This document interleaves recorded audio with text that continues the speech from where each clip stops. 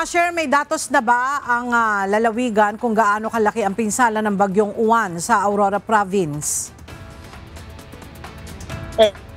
Maabot sa nasa 190 million pesos ang kabuang halaga ng pinsala sa infrastruktura sa probinsya ng Aurora, bunsod ng pananalasa ng bagyong Uwan.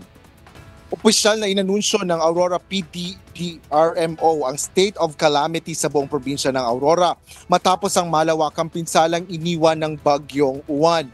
Batay yan sa huling ulat ng Aurora Provincial Disaster Risk Reduction and Management Office as of November 11.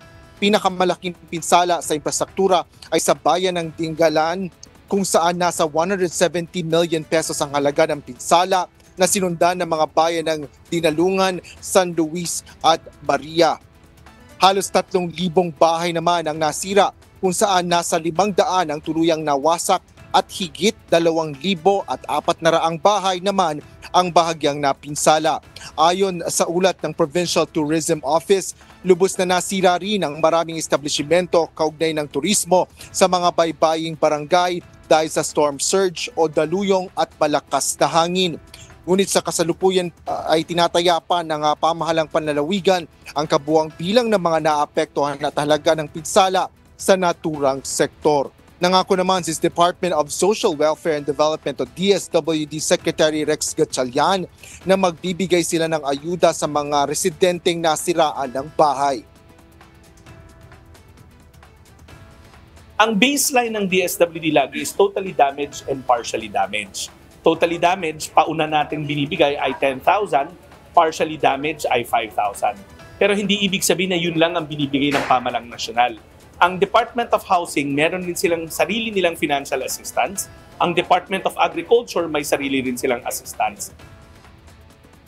Ayon pa kay Secretary Rex Gatchalian, bago tumama ang bagyong Uwan, ay mayroon ng 40,000 family food packs na nakaposisyon na sa local government units ng Aurora. Nagamit na dito ay nasa 25,000 na naibigay sa lahat ng mga apektadong pamilya sa lalawigan. Ngayon, ang pinaplano na namin is the second wave, which medyo lumobo daw yung numero, maglalaro mula 25,000 hanggang 31,000. Kayang-kaya pa rin natin ibigay yon. Meron pa tayong balanse na nandito na sa probinsya at sa regional warehouse natin sa San Simon. So papunta na yon. So pagdating sa pagkain, sa utos ng ating Pangulo, sisiguraduhin na walang pamilya na magugutom.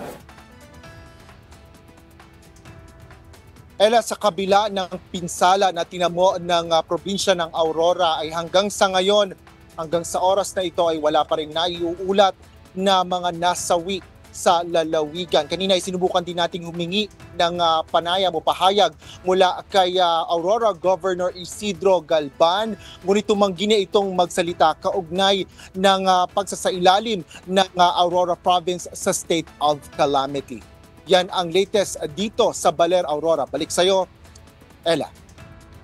Maraming salamat, Asher Cadapan Jr.